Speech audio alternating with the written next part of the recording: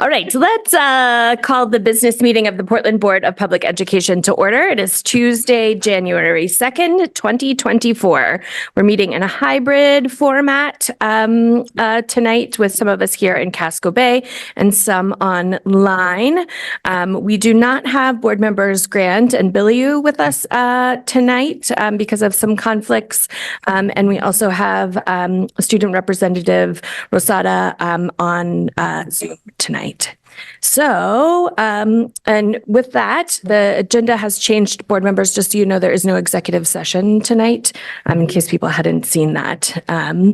So let's go ahead. Deputy Superintendent, will you please call the roll? Yes. Good evening, everybody, and Happy New Year. Member Ali. Present. Member Billiou. Vice Chair Bondo. Present. Member Bryden. Here. Member Figdor. Here. Member Grant. Member Noor. Here. Member Opperman. Here. Member Knight. Member Representative McDonald. Here. Representative Rosado. Here. Representative Muriwa. Representative Kunku. Present. And Chair Lentz. Present. Thank you. And now we're going to do the Pledge of Allegiance. Pledge of Allegiance to the flag of the United States of America, the republic for which it stands, one nation, under God, visible, with liberty and justice for all. Portland Public Schools recognizes the original inhabitants of the land on which our city and schools stand. The Wolastoqiyik or Maliseet, Micmac, Penobscot, and Passamaquoddy tribes, known collectively as the Wabanaki Confederacy or people of the Dawnland. We're honored to have Wabanaki children among our students today, and as a district, we are committed to making the past, present, and future of Wabanaki peoples visible in our schools and classrooms.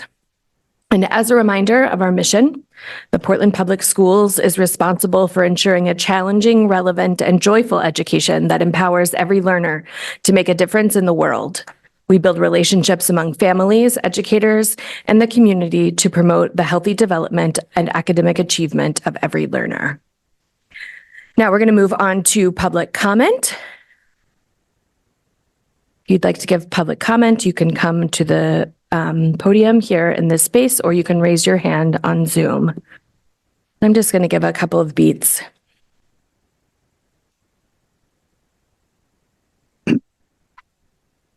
Okay, I see no hands on Zoom and no people here physically present. So I'm going to go ahead and close public comment. And my report is not very much of a report tonight. It's just to wish everyone Happy New Year and to hope that you got a lot of time to rest and to be with the people that you love over this holiday. Holiday and winter vacation. I do anticipate that tonight's meeting is going to be relatively short. We don't have things to vote on and executive session is not happening. And so I think we can enjoy some extra time tonight in preparation, just knowing that meetings are going to get longer as we start to hit and get into budget season and more strategic planning. So it's just really nice to see all of your faces, and I'm glad we're all back in the same space. And with that, I'm going to turn it over to the superintendent.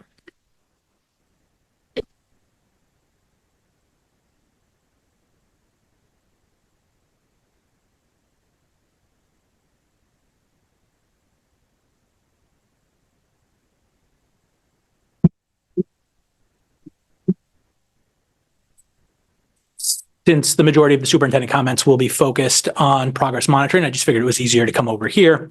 But give me 1 second. I'm just going to get the slideshow up.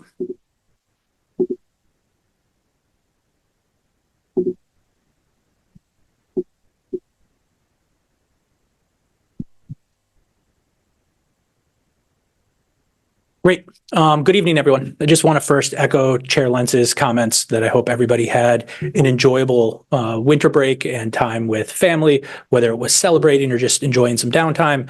And also for all the parents that appreciate having their children back in school and a little bit of structure in your life, I'm right there with you. So both you're welcome, and yep, So glad to be here with you guys tonight. I want to provide two quick updates before we go into progress monitoring. So the first is just a friendly reminder, in case you haven't heard, we launched a new payroll system. The first day of that payroll system was actually last week on Monday. So on December 25th was the start of the pay period, and the pay period ends this Friday. As we've talked about before, but I'm just going to say it again, for fear of like redundancy or forgetting, this is a big move of moving 1,700, 1,600 employees from an old system into a new one that will require not just moving over a lot of data, but also some change in behavior and in how we act and support others around this. And so today was the first day where some of our hourly employees would have punched in. And in many cases, it went great. And in some cases, there were challenges. And what we've talked with everybody about is this is not meant as a got you. It's not meant as a management piece. It's really meant as a support piece to make sure that our payroll is right. And so what you should be hearing if you checked in with somebody on an hourly is either that it went well or that they're getting the support to make the adjustment so that their pay is correct and accurate next week. And so there's a lot of work that's going on with that, our executive director, Barrett Wilkinson, and executive director, Helene DiBartolomeo, and both of their teams, as well as our principals and staff, have been deeply immersed in. As part of that work, accruals have been updated in the system. There was one issue actually with the base unions, sick and vacation, just getting caught in the system. So it's getting updated now, but that'll be fine and in there. And we were actually making some progress around some of the other outstanding pieces, but just wanted to share with you that the transition has started. So for folks who were wondering if it was actually going to happen, it has happened. We are a week into it.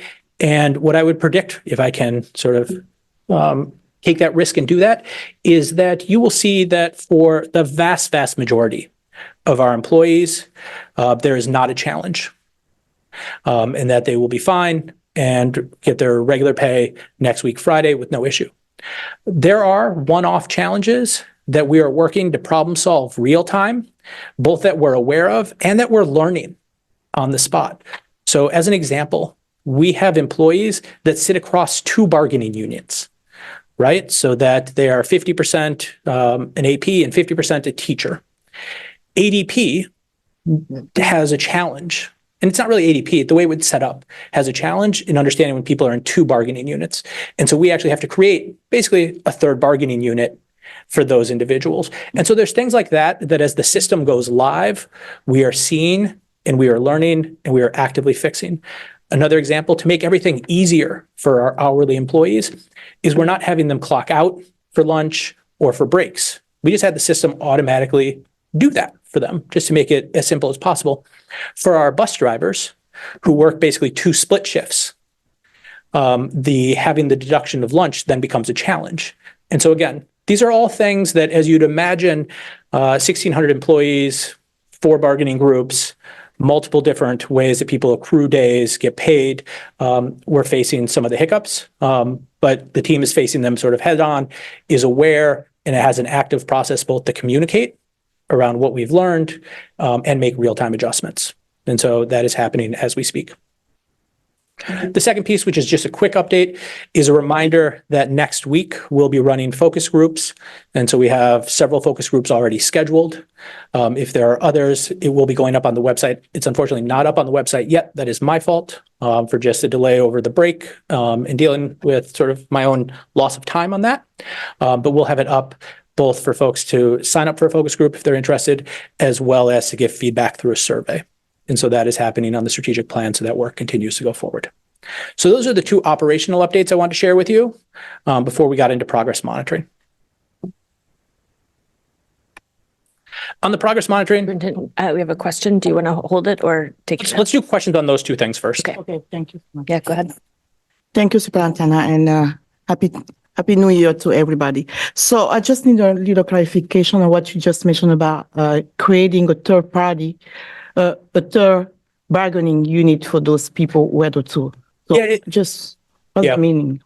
It's not really creating it. It's creating a rule in ADP that understands how to look at those individuals Okay. to know. Because one of the great things about moving from Munis and the way it was set up to ADP is that some of the things that were manual, right, are becoming automatic. And so as an example like that, if you are a ed tech in our district, you get a certain number of vacation days front-loaded at the beginning of the year, and then you accrue or earn a fractional number of days each month.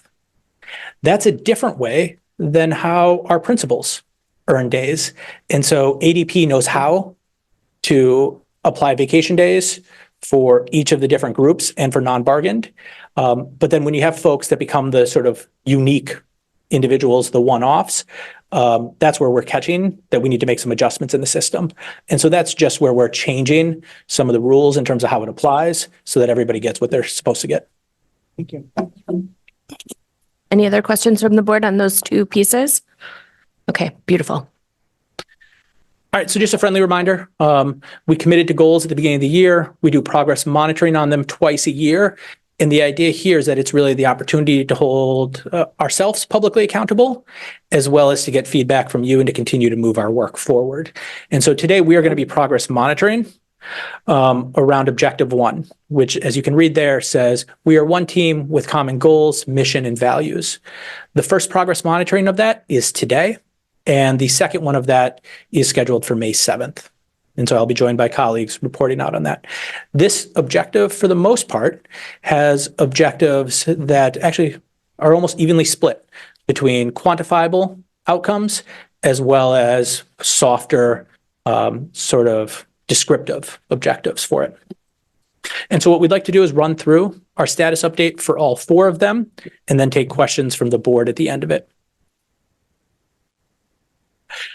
The 4 initiatives under each of the objective 1 you can see up there. And so I'm not going to read them to you, but the overall headline is that on 3 of the priorities, we believe that we are on track and in a position where we will meet this by the end of the year, and 1 where we're going to say it's mixed. It's actually a really long priority, and there are sort of like 2 very different clauses in it, right? 1 is about having our staff be representative of our students, and the second half is, or the diversity of the staff, and the second half is around the staffing of our specialized programs. We believe that 1 of them is on track to hit our goal for this year, and 1 of them is at risk. And so we have that as mixed. And so what I'm going to do is I'm going to invite up Dr. Ahmed, who's going to present on objective 1.1, and then I'll come back up to talk about 1.2. Good evening, everyone, and Happy New Year to all of you. And in the first objective, we said the first priority is that we have a strong leadership development that builds knowledge and skills in leaders. And with that, as you see on the screen, we use, the new teachers project survey, an instructional culture survey annually, in which we measure and use actually to monitor our progress as well as our work in general. And the survey is administered every around March, and the results come around May. And that informs our practice and our leadership work. So there, amongst other questions, we chose 2 questions on the survey, which is my manager uses student performance data to drive our work, as well as the other one, which is my manager supports my role as an instructional leader. So last year, 2023, as you see on the screen, the first question was, the response was like about 42% of our leaders said, which includes, principals and assistant principals, said that my manager uses student performance data to drive our work, as well as my manager supports me to be an instructional leader, 54%. So the target at the end of the year that we put for ourselves is 75% for both of these 2 questions. And we are when we administer our TNTP data, and this is what we are. The goal is, our target is. As you see also in the third column, that PPS principal survey, Dr. Atkinson, Duina, and myself, we used some of the TNTP questions as well as our own questions and give the principals some and some assistant principals in the secondary level and survey. And actually, the first question we got, amongst other questions that we put in the survey, was these two questions. So one, we have 67%, and question number two, we have about 93% of our leaders saying that my supervisor supports me to be an instructional leader. So we are on track for where we want to be at the end of the year. And as you know, what of some of the accomplishments or achievements include that all school leaders completed the first self-assessment in the fall, and we also engaged the principals in looking into the data and established regular meetings and routines with the principals and as in all levels. Monthly, some of them actually like weekly, some of them like bi-weekly, and some of them monthly. We are also implementing, our school leadership PD and collaboration plan, and also we are collecting continuously feedback from the leaders. Some challenges include like keeping instructional leadership as the primary focus. At the time is that there are some kind of adaptive challenges that everyday happenings that are happening in the schools, including absenteeism of staff, as well as unexpected student behavior, and some operational challenges.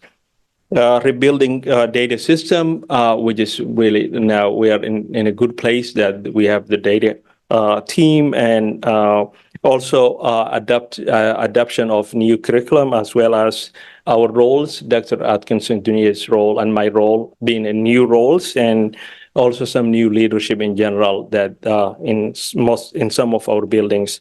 So those are some challenges that so then next steps is complete the mid-year evaluation. So all the leaders will complete mid-year evaluation and progress monitoring on their goals, and also going deeper into the more instructional leadership and practices that including observation cycles and instructional leadership inquiry cycles, and also continue the building of data systems where we can use data to monitor progress and student performance. Thank you. On the next one, we truthfully went back and forth on whether to include it or not, but because we had set it as a priority, we wanted to put it here for purposes of just holding ourselves accountable. And while I would say that we haven't been perfect in this, really kudos to Chair Lentz for continuing to drive this work and pushing me on it to make sure that we had the retreats that we had a retreat in September. We had new board orientation, like the quick overview in January, December, and then we have the retreat in January. And so we are building a practice of just getting in the habit of making sure that our new board members are supported and have that ongoing retreat structure. And so this is one where, for all intents and purposes, we may even stop reporting on it in May, but is on track, and we will hit that. So fast. Ryan, can you move that ahead one? Thank you. So for 1.3 is the one Dr. Scallon was speaking to, that it has some pretty broad elements in it, which is to ensure the recruitment and retention of people who work for PPS, are representative, and serving our student needs. So our three metrics we're working with are around the percentage of vacant positions by the start of next school year. The percentage of staff that identifies people of color, so our goal increasing from this year, 17%, and then being fully staffed in particular in specialized programs for fall 2024. So really the top and bottom ones really go together. And that's the one that I would say is, it's the longest range thinking, but potentially at risk. So you can go ahead. I will say a little bit more about what we've been up to. So lots to speak to in terms of accomplishments and a lot of exciting work. I've invited Julia Hazel, our Director of BIPOC Leadership and Career Pathways, because a lot of her work is embedded in this update. And so if you have questions, I wanted her to be able to answer them directly.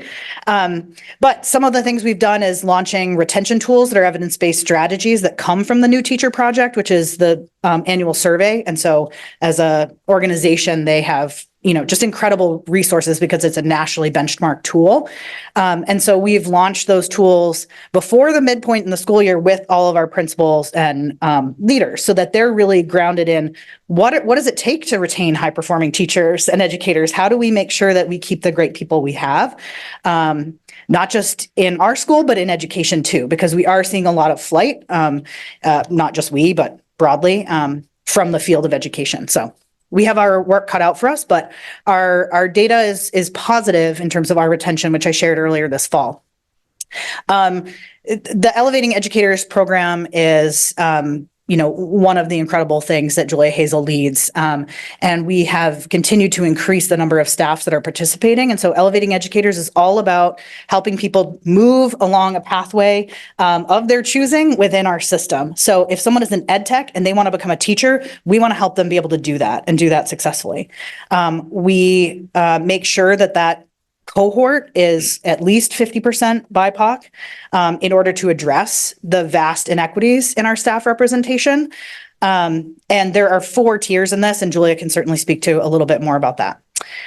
We're initiating an apprenticeship program. This is very new. If you saw the press release a couple weeks ago, again, kudos to Ms. Hazel for writing the grant from the Department of Labor that will initiate an educator apprenticeship program for us for the first time.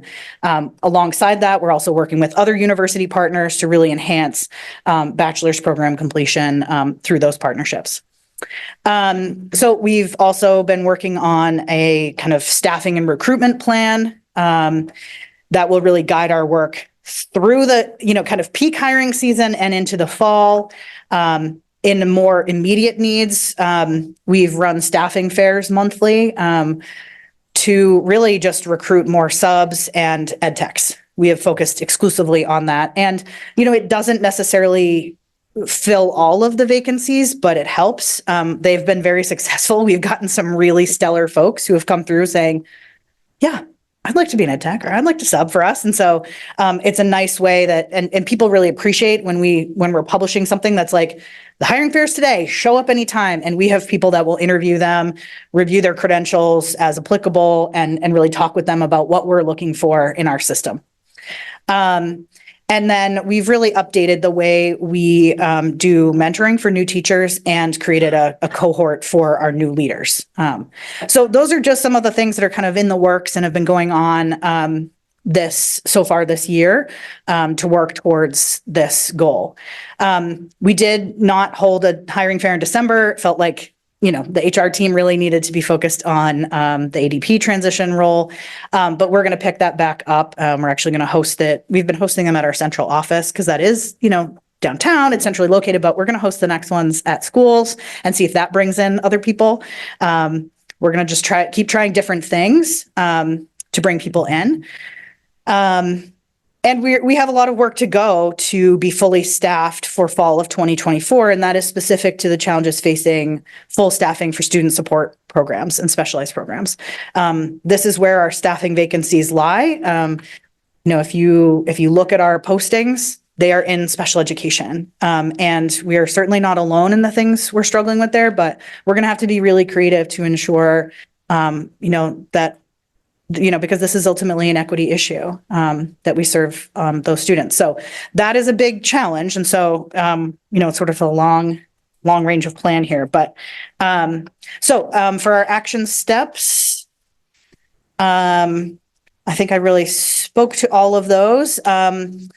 So some of the next work we'll do in the winter with the assistant superintendents, along with the deputy superintendent, is really have meetings at individual school sites with the school leaders to talk about like, okay, who might be considering leaving and, what could we do potentially to support them? Like what are the issues, and who are the high performers that we want to make sure we keep here?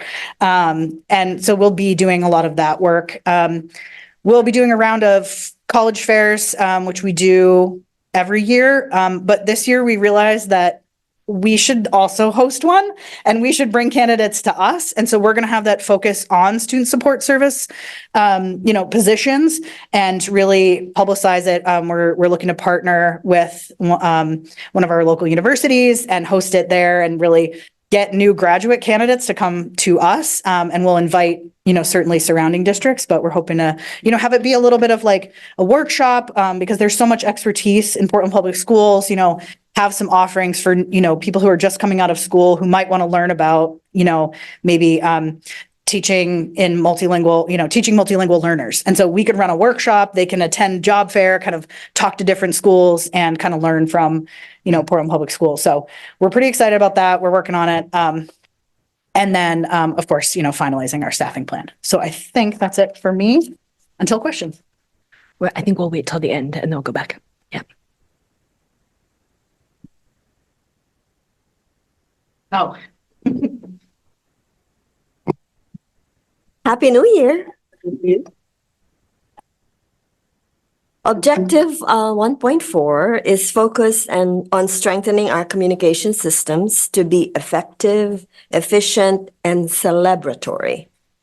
The purpose is to advance the Portland Public Schools brand reputation through a unified message and strategic communication planning. By the end of June, we would have a strong, fluid, effective, and responsive communication system utilizing platforms that are linguistically accessible. We would also have developed a communications handbook that outlines protocols and processes to effectively deliver communications and cohesive messaging campaigns, and the PPS brand, our values, staff expertise, I just added that when I heard Barrett spoke, and district initiatives. There are a number of activities that we have accomplished thus far under this objective. This summer, the communications team met with every school leader to review the results of their school's annual parent survey and their school's communications survey. We identified their communications needs and the successes and challenges, and provided them with support, guidance, and strategies to strengthen their public relations and communications and messaging outputs. At these meetings, we also discussed regular and consistent communications from the school principal via school newsletter and their principal communication expectations for their teachers who create also newsletters for their class. An important internal communication that we have for the year is our transition to ADP workforce. We created and implemented the communication plan for staff registration to the new system and information on using the platform to check one's pay, their vacation days, their sick days, and clocking in time for hourly employees. We have also mapped out some storyboards, news stories, and scheduled them for posting across our social media platforms. We promote our brand, students and staff achievements, district initiatives, events, and community engagement calendars. We've updated our communication protocols and procedures, including processes for multilingual communications, requesting for interpretation translation, how to use the multilingual help desk and system, how to deal with the media, with media relations and media permissions and volunteer applications and all of that. In our work for this year, we have encountered two small challenges, nothing that we cannot overcome. One is keeping up with the staff training on using our communication platforms, including updating and creating pages for the school website. We've been doing this live. And another is our ability to get high quality photos to accompany our stories. This is the last thing that staff at the school think about, is taking photos of the wonderful, wonderful activities that are happening at the school. So that's one of our challenges. So we have a short list of next steps to meet the goal. We have developed a communications handbook, which is in the edit and review phase at this time. When it should be done is listed there, the deadline. The staff hub on the PPS website is in development. This is a page on the internal, in the PPS district website that would be an internal communication. So you really need to have an ID password to access information that has internal documents and departmental information specific for staff use only. So to address our challenge in keeping up with live training for staff, we will be developing how-to guides and videos to assist staff and families in utilizing various communication platforms. We will also be working, we have a student, PPS, student intern, who is interested in interning in our department, in the communications department, and he will be assisting us with our photography projects. It's neat because the student is at Deering and could walk to Longfellow and Lincoln to take photos. So I'm happy to report that we are on track in achieving objective 1.4. I just want to give a very loud shout out to my dedicated and competent staff who consistently track our to-do task chart and work hard to produce quality outputs and meet the deadlines. Thank you.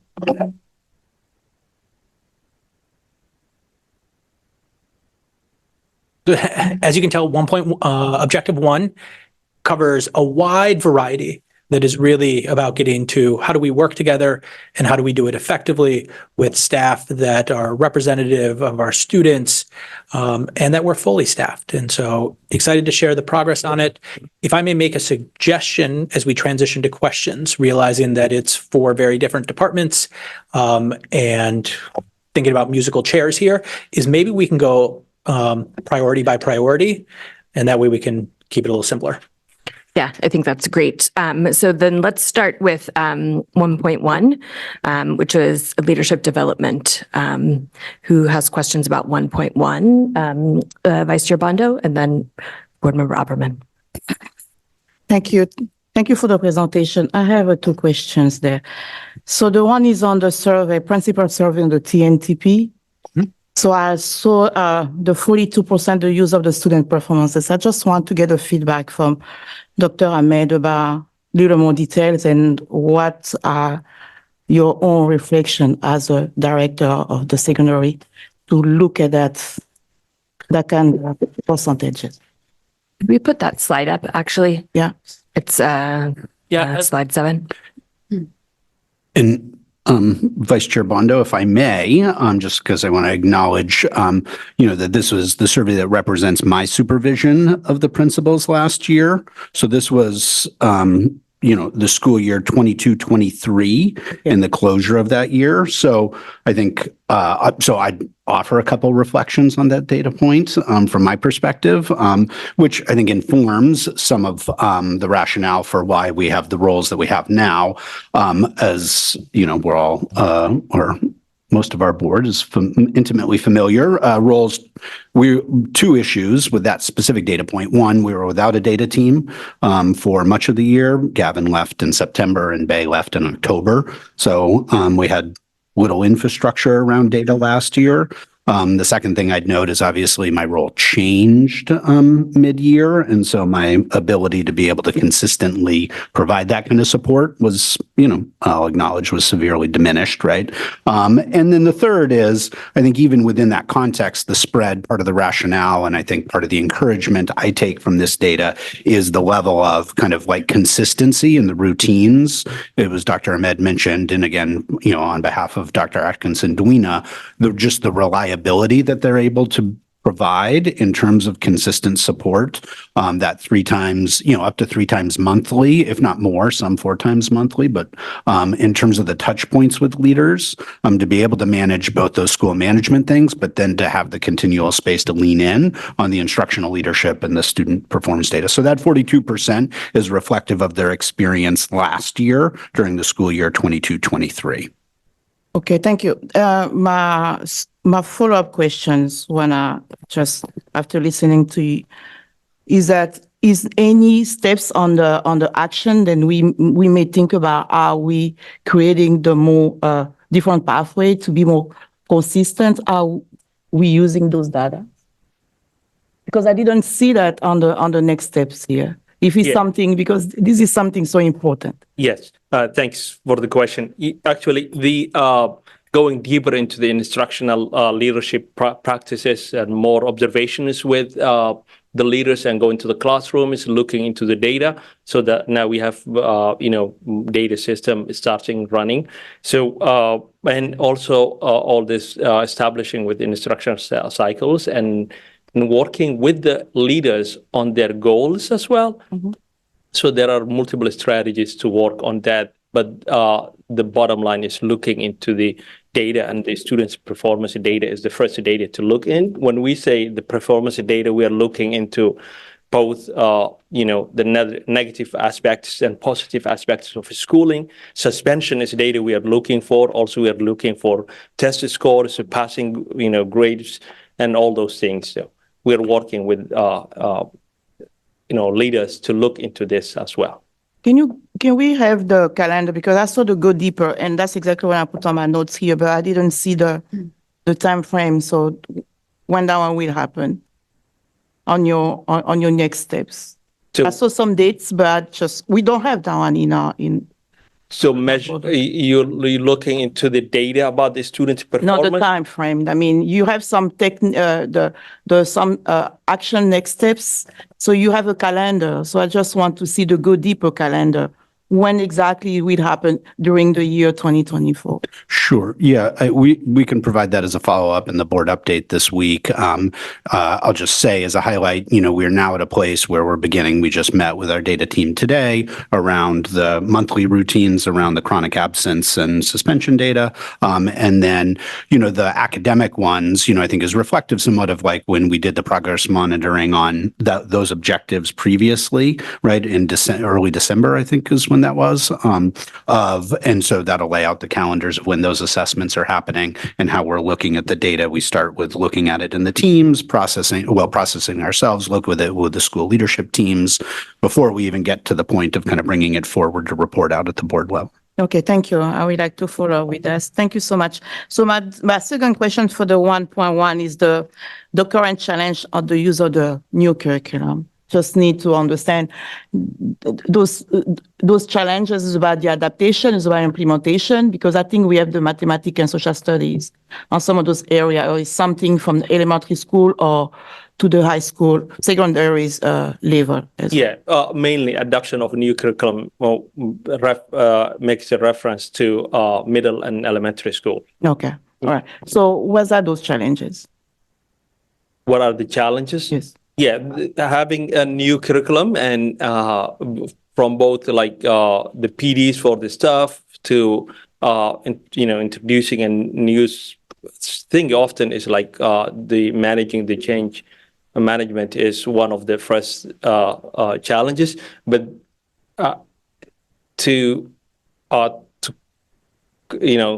talk about what was the challenges, like what's happening in the schools. I think in the other objective we talked about what was the main challenges of having new curriculum which includes like, training teachers, orienting teachers, and, and again, this is like as insider's critique or as an educator, I will say sometimes, change management is very hard in the schools. So that was one of the challenges, having like new curriculum and adapting new curriculum in general. I'm sorry to hold the microphone a little bit because this is 2024 and those new curriculum challenges is really a focus on my side because it's something I see more equitable for all the students because when we have a really nice baseline of the curriculum in the classroom, you're really setting the stage for all the students to be able to use that because I'm a parent and I went through that. So I just wonder about, we've been having those challenges for years. So are we going to, I know we are doing the best we could to go to the right direction. So how many resistance or statute code have we been facing for the use of those new? Are you asking in the high school? Yes. Okay, in the high school and aligning the curriculum around the high school? Right. Yes. So I don't know if Mr. Thompson, you want to speak to this, but it is our will that to have an aligned and high school curriculum, and but now our focus is in the middle school and adaptation of from my desk. It's adaptation of the EL curriculum for the middle school at this time. Yeah, I would just say, I mean, this is, really just referring to kind of just all the newness that's being managed, not calling the curriculum amongst a number of other things as we're kind of implementing these roles and building capacity around that. Yeah, I think we're thinking specifically of the literacy curriculum as the new rollout this year. And we talked in December about some of those challenges, ensuring there were subs so the teachers could attend all the trainings, right? Building the will, as we're engaging in the strategic planning process, like the conversation about high school curricula is on the table about what's the timeline to then build up, right? We've had this process of beginning at the elementary and building up curricula over time. And so that's part of the conversation of the kind of timeline for high school curricula. All right. Thank you. I'm holding for now. Okay. Thank you, Vice Chair Bondo. We're going to go to Board Member Opperman and then Student Representative McDonald and then Board Member Bryden. Yeah. Thank you, Chair. Thank you for a really comprehensive presentation from everybody. I appreciate the data and the insight on lots of different ways this organization operates. I have a couple questions. A simple one, which is on the end of year goal as being 75%, but the 95% showing up in the fall. Is that 95% the teachers feeling really good and hopeful, or do we going to be closer to 95% on that? You think than the 75? I mean, one, so just like a couple pieces. Sure. One is this survey particularly focused on leaders and whether or not leaders feel like their supervisor. So whether assistant principals feel that about principals, whether principals feel that about the executive directors. Are they still going to feel 95% in June? I mean, I think we have to be realistic and we have to set a goal where we feel confident that it pushes us. Right at the end of last year, it was at 54%. And it's a catch at the beginning of the year, right? And so obviously, I mean, you've been an educator, so you've lived it. How you feel at the beginning of the year, right? And the energy and the excitement and how you feel at the end of the year can change. And so do I anticipate this dropping off? Potentially some, right? This is also a learning for us as we continue to build this muscle and get better at it. I think it's too early based on that one data point to change the goal, but something that we really need to monitor. And also look into perhaps doing another checkpoint and seeing where it is and where it's dropped off and having those conversations. And this next measurement is in March, which is? The final actual TNTP survey is in March. I think we could talk about doing another like dipstick I'm just data saying check. a low point. Board Member Opperman, could I jump in with a clarifying question here? Because I think that, there's several people, including myself, that are confused by this slide. So how many different surveys are represented on this slide? Are the first two columns separate surveys? So, And if so, when are they administered? And what is the third column in relation to the first two?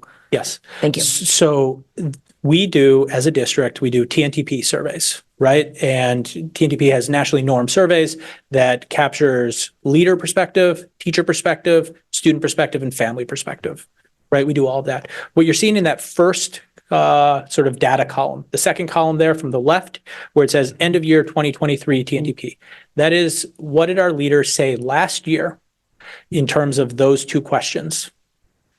We do this survey annually, and so we set a goal at the beginning of this year that said at the end of this year, which is actually March, what will leaders say in terms of their level of support? And that became the goal.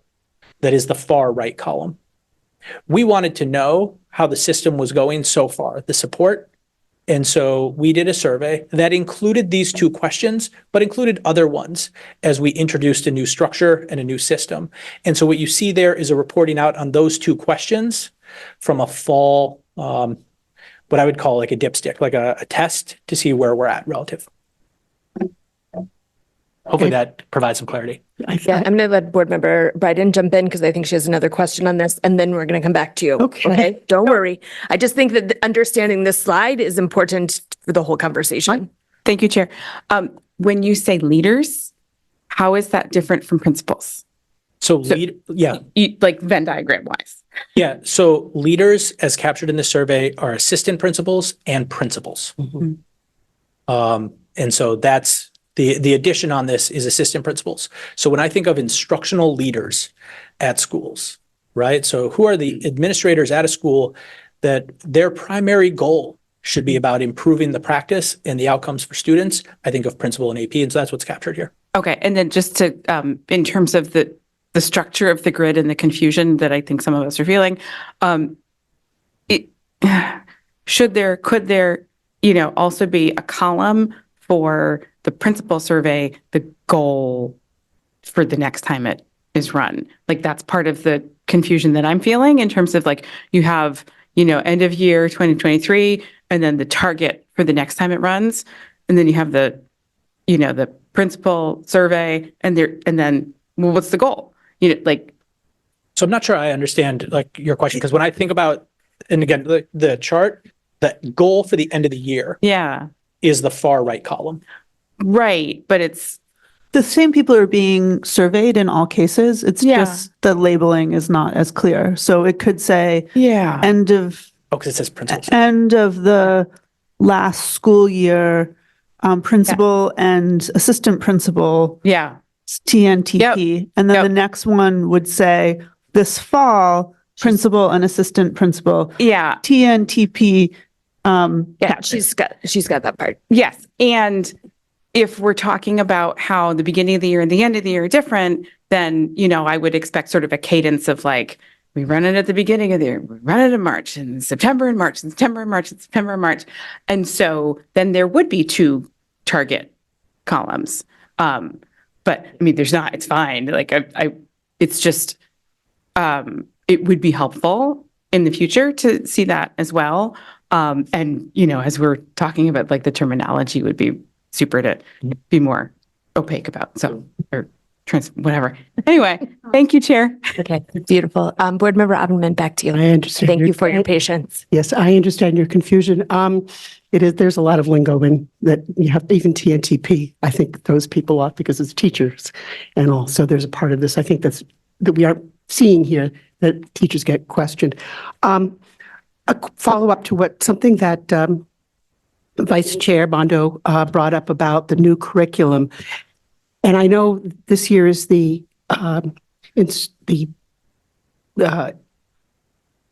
elementary and middle school curriculum for English language and all.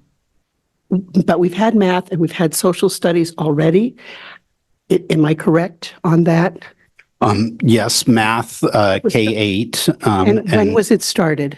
It was full implementation in actually our hybrid year. So 2020, 2021. Okay. And then social studies began and we're speaking very specifically of Wabanaki studies units. Wabanaki. Yeah. Mm-hmm. Okay. This kind of goal idea and understanding what's going on in that,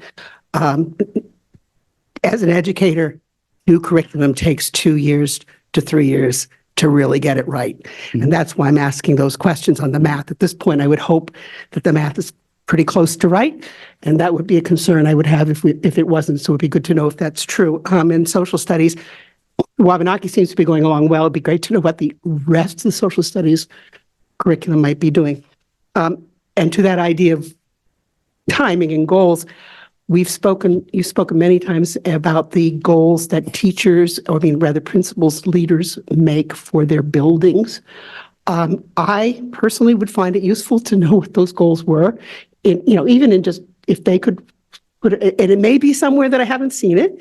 So it would be good to know that. So when we ask questions, it might be, we can see how well they're doing, okay, on their goals, and that what we have decided as a policy is fitting to the goal, et cetera. So those were the couple things that I just had on that particular one. Thank you, Board Member Upperman. Any questions from me? Well, No. so it's not a question, but just a quick reflection and yes, something we can do. So all of our schools, so we have a district, right, strategic plan that we're going through this year. And within that, we had some priorities that we identified for this year, right? That's what we're reporting out on. The schools also did what we call success plans, and each of the schools has that. I think what you're going to see if we were to put them up now is we're still really developing the muscle around using data to drive our instruction and to make sure that we're all 100% aligned, right? So part of the work we did as a collective ourselves as 10 this fall was to really say, all right, what are our priorities and what are we going to report out on? When we expand that, there's more and more noise in it.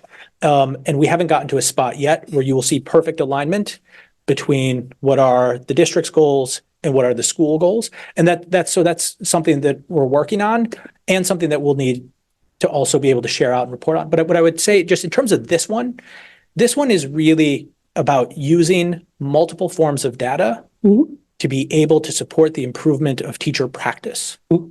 Right. And so one of the things that Deputy Superintendent Townsend and I were talking about a couple months ago is that he was able to convene his team along with principals to look at both walkthrough data of both the math curriculum as well as the English curriculum and put it next to student achievement data and to start to have the conversations about what is implementation telling or impacting around data in terms of student outcomes. It's actually still too early to make any broad leaps, right? You talked about how it takes 2 years to 3 years.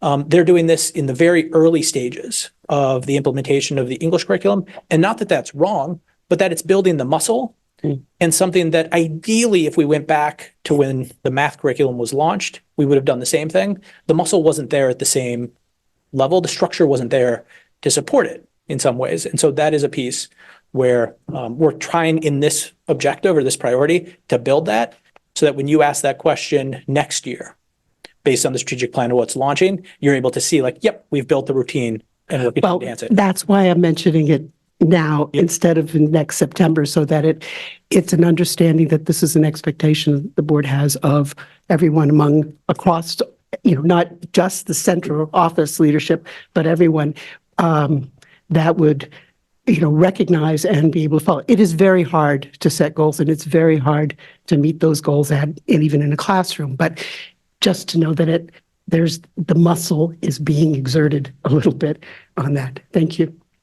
Thank you, Board Member Upperman. Student Representative McDonald. Thank you, Chair. I had a question about the process of improving the staffing situation. So I was just wondering if there's a system in place that regularly checks in with the. Hold on 1 second. I think we're going to stay on this slide for a minute. And then I thought you had a question for this slide. Okay. For this section. I think it's the next one. Okay. We'll put you right at the top and the next objective. Any other questions on this? I'm very confused. I'm sorry. With the new curriculum conversation, did you say we're focusing on ELL courses, or is it just No. understand? And again, I think, we have as Dr. Scallon said, so new curriculum, the new curriculum being implemented is an English language arts curriculum, not an ELL curriculum. And it's happening, there are two aspects to it happening K-8 at most schools, though not all at the elementary. One is kind of foundational literacy. And so I can't believe I'm blanking. Cindy and Jesse. CKLA, wow. Vacation brain is what I'm going to say. CKLA is the systematic kind of phonics program, helping, so that's K1 and 2. And then there's kind of the comprehension curriculum, which is supports just kind of is a companion to it. That's the EL. So that's the name of the curriculum, ELA curriculum. That's happening K8. So that's the new curriculum being launched this year is what we're referring to. So this is for all students, not specifically students who don't speak English. This is for all students. Yes, there are some carve outs of some of our level 1s and 2s, particularly at the middle school level. And we can, in terms of, our newest newcomers, and they are not in those grade level classes because they're getting an EL curriculum. Sorry, I shouldn't say that. A curriculum specific to their language development needs to be able to accelerate their progress, to be able to engage in the grade level curriculum. So it's, with no English in reading the texts, the range of kind of support needed for them to meaningfully access is something we're building capacity. It's the teacher's first time teaching it. And so, but that's a whole other conversation. I think, again, just to recenter, we've gotten kind of that whole bullet was just supposed to reflect that, like, we have new roles. We're working on our theory of action is that in order to drive student outcomes, it takes strong teachers and strong leaders. That's our primary tools to get good outcomes for kids.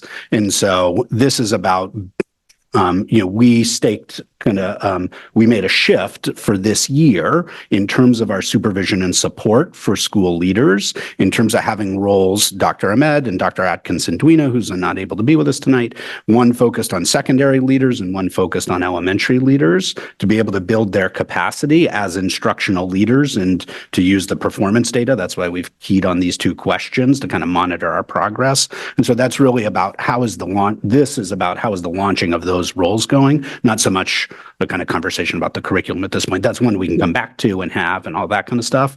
But this is more around our efforts to kind of strengthen our leadership development, because we feel like you can't have great schools without great leaders. And so we felt like organizationally we needed to shift kind of our resource to be able to dedicate more resource to leadership development. And so that was kind of the change. I used to supervise all of our leaders across all of our schools, including adult ed and all of that. And so this now breaks it up where Dr. Ahmed is focused on middle schools, high schools, and adult ed. And then Dr. Atkinson-Duina is focused on the elementary schools. Okay, thank you. And I would like to come back to talking about ELL classes and how are we supporting that program and what is being done to provide resources and train teachers and help students just integrate, into mainstream classes, and how are they being asked questions of the experiences, are the teachers being asked, the support they need to continue with this,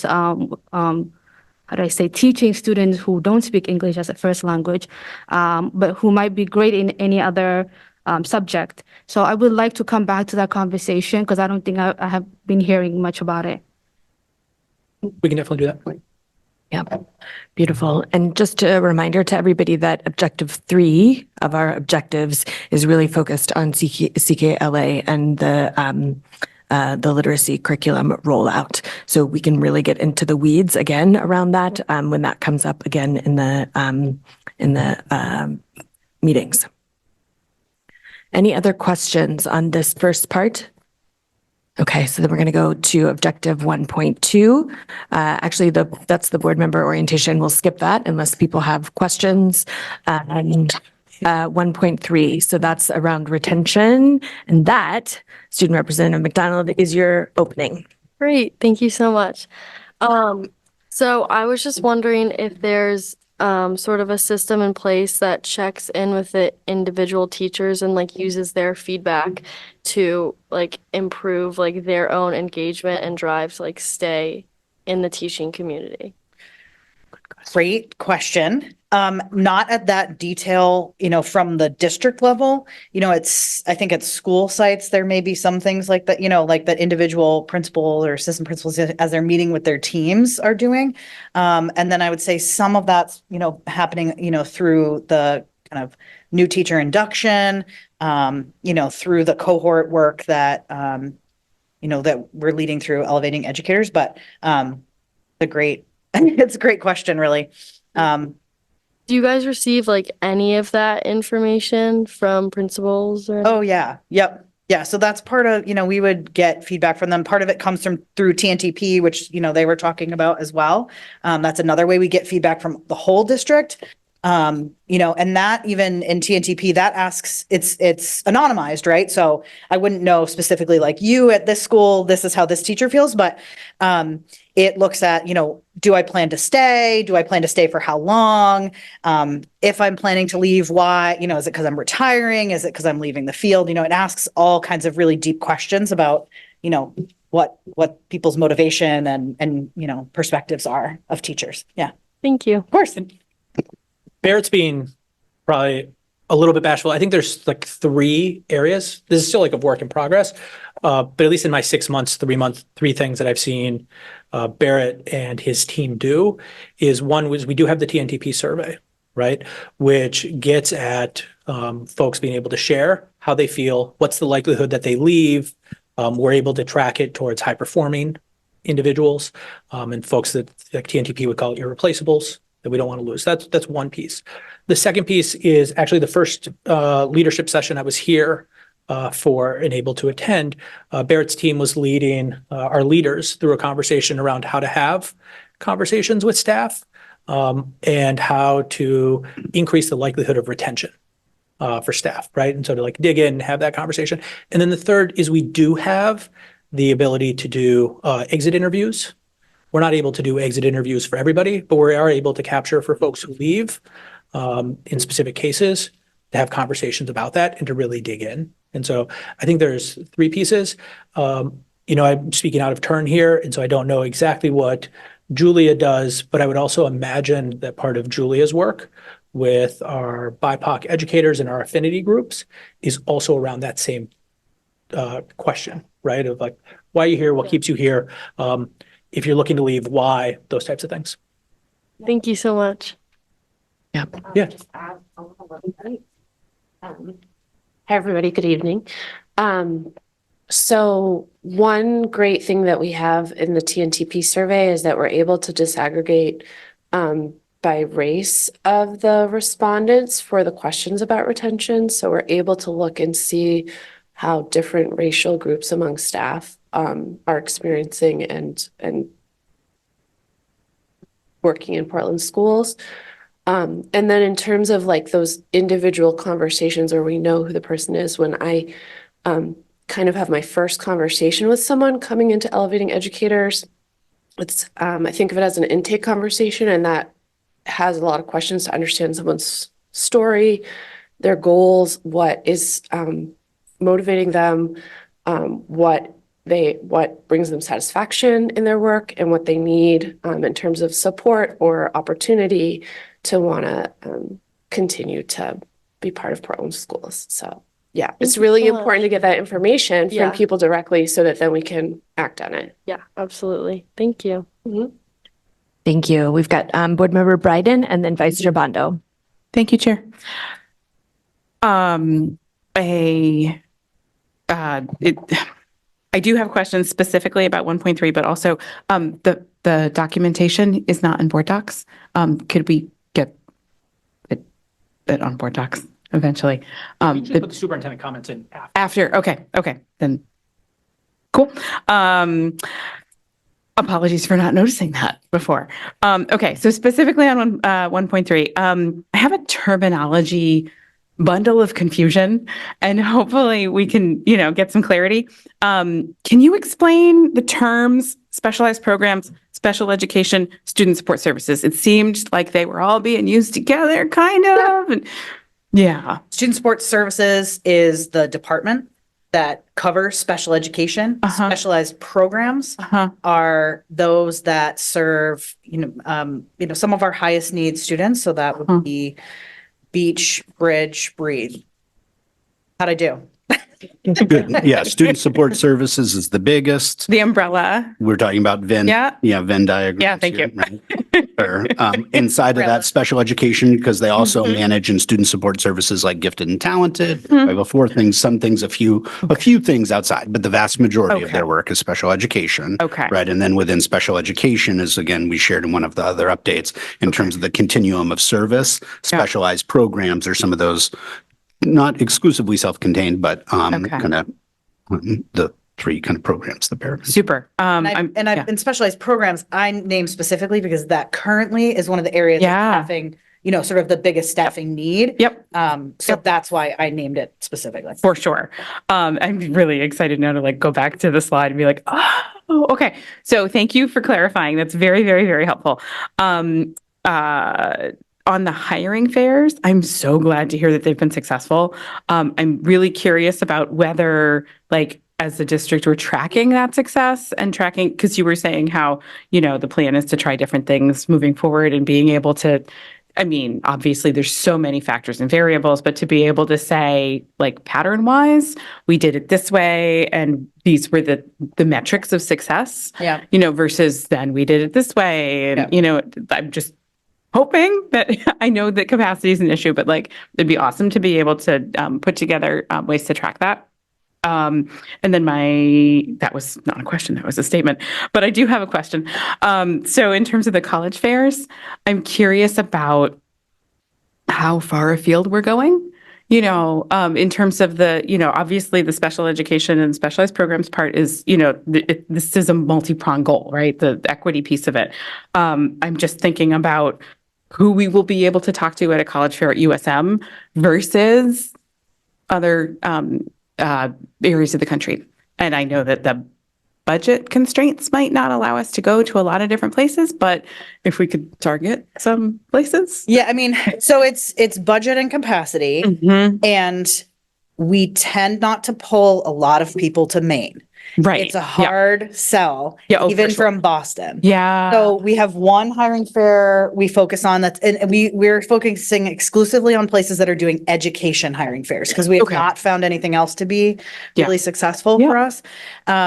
We have some other recruitment ideas when it is like we need to hire, a person who does, something else outside of that. So then we can utilize other strategies. But so we have one education fair that we're doing outside of Maine, and the rest are the education program kind of focus. Sure. Because that's, we don't get a lot of even applicants from outside from hiring fairs traditionally. So I wouldn't say that we have, deeply dove into that, as a district over the years. I think we pull off what we can. And what we feel like is going to yield the highest number of potential interests and applicants. Our best pipeline, and you've heard me say this before, our best pipeline is ourselves. Our best pipeline is elevating folks from within and, getting someone who's like really good substitute and saying, hey, you already have a bachelor's, you would qualify to be an ed tech. And then like kind of getting them into other pathways. So that's my quick note on to make sure I understand.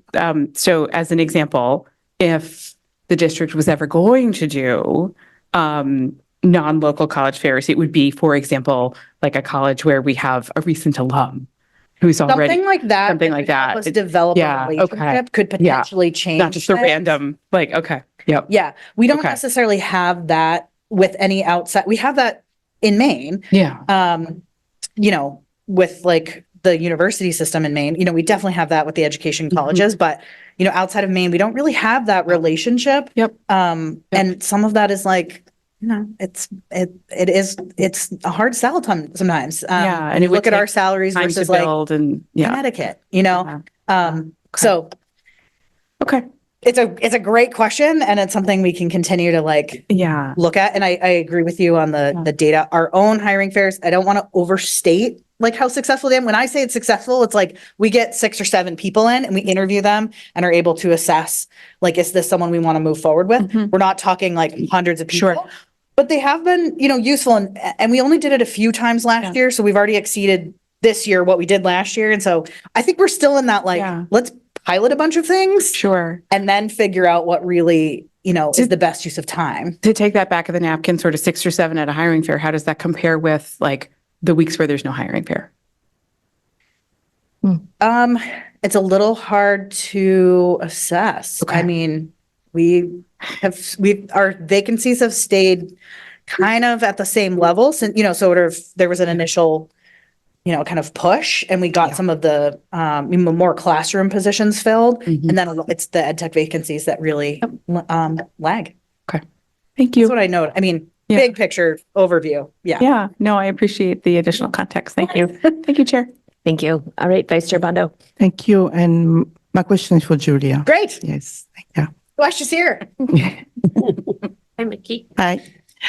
Yes, I tried to get my memories, and I think Barrett will present that one last year, around 17% on the BIPOC growth staff. And I remember then the growth was mostly on the EdTech, if I get my memory right. And the lead teachers, been so steady for years, between 8 and 9%, if I get it right.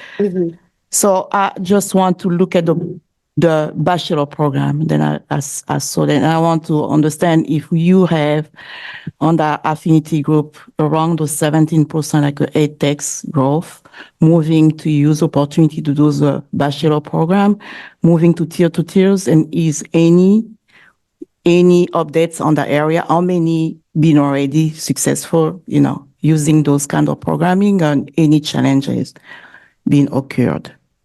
Yes. So it's very exciting because in terms of those intake conversations that I've had, at this point, I would say at least 90% of BIPOC ed techs I've had the conversation with, or a colleague has had that conversation with, and we have a really high percentage of people who have an interest in becoming lead teachers, and people who are eager to take advantage of opportunities. And so in terms of the tiers, the first tier is opportunities through the Education Academy at Portland Adult Education, which is really helpful, especially for staff whose own education or whose prior teaching experience was in another country, because it does a lot around cultural differences in approaches and pedagogy.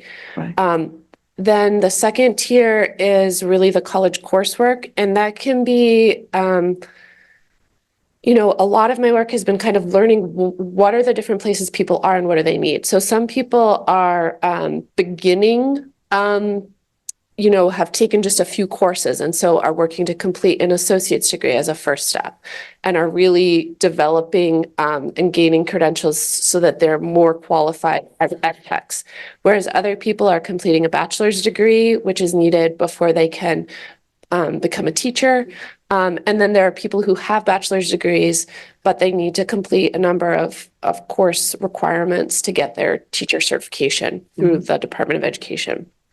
The next tier is the one that we haven't piloted yet. That's the newest one, tier 3. And that's really in response to some challenges that we've seen, where people have gotten the coursework, but there's still a gap in having the skills to be successful and effective in the classroom. And so we know that traditionally, people in teacher preparation programs get a student teaching experience, and that's something that in these alternative pathways that we're creating, we haven't had. And so the idea for tier 3 is to create opportunities to provide some release time to ed techs, that is where they're still being paid and they have the opportunities to practice and develop lead teaching skills prior to being in a classroom on their own. So that's very exciting. And with the apprenticeship grant, that's going to help support that. Right. And then the fourth tier is really the support for new BIPOC teachers, adding additional layers of support from what all of our new teachers receive. And so in terms of like Barrett said, each of those tiers, at least 50% of the participants are BIPOC. In some of them, we're at like 100%. So looking at that tier 4, that's 100% BIPOC staff members receiving that support. And then I would say that we have the least or the most kind of balance between white and BIPOC staff members would be that courses. We have a lot of eagerness from both white and BIPOC ed techs to take advantage of the course reimbursement and the access to grants in order to complete education and move towards that goal of becoming a teacher. Thank you. Yeah, sounds really exciting. Thank you so much. And thank you for what you do. Thank you. It's very exciting. Thank you. Just to piggyback on that, like, are you aware of any other potential funding that might be coming down the pipeline to supplement this? Like, I should say that one of the assumptions I'm making is that finances is a huge barrier to people progressing just in terms of paying for courses and having time. And so, yeah, I'm just curious, like, what that might look like in terms of additional funding to be able to build this out. So, absolutely. I guess I feel very committed and like there's a lot of support within the organization to continue on this initiative, no matter what. But money definitely expands our capacity and enables us to accelerate people moving towards those goals faster, and remove more barriers. So I work closely with the foundation to look for avenues for funding and to strategically approach different funders whose goals and priorities align with what we're trying to do. So it was very exciting to receive news that we were granted that apprenticeship money. We are still have money from the New Schools Venture Fund that's been helping to fund this work. So I feel confident that because we're seeing results from what we're doing, that we're going to be able to convince people to keep giving to this work. Awesome. And of course, always looking for the local budget, to yes, expand when possible. Me too. 1 second, one more follow-up question, and then I'll pass it to you, Board Member Upperman. Again, Julia, do you have a sense of, like, if you had all the money in the world, like, how many more staff we could be having in these programs, in these tiers? I think something great is that I think that almost everyone who's been interested in being involved is involved to some degree. Awesome. I think that that's something that we're able to do already. But in terms of providing even more sort of personalized support, definitely more funding would increase the capacity for that. And then, there are people who, we can maybe fund right now 3 classes a year, but there are people who would definitely take 6 if they could, and would move faster. So. Okay, that's super helpful to understand, and also just feeling super grateful that we have you in this role because of your approach. Like, I think not everyone could be doing this work in the way that you're doing it, so just really grateful for the way that you show up in the role. Thank you. Thank you. And Board Member Opperman. Thank you, Chair. Yeah, I repeat their positive comments and things of that sort. I particularly like your 4 steps. I think that serious analysis of how things go through is really, really important, and how to develop a teacher. In teachers who go through traditional, I did not go through traditional education programs, so I'm speaking out of turn, so to clarify that, but some have very mixed reactions of not knowing what they're getting into. Mm-hmm. So frankly, even student teaching, from my understanding, is not the best. Is you get thrown in and you get it. But in that case, it takes, just like curriculum development, it takes about 3 years. And my question is on the retention piece. Is our support of staff, new staff, because that's where we lose them in the first 3 to 5 years, is the support of new staff as intense? It's a larger group.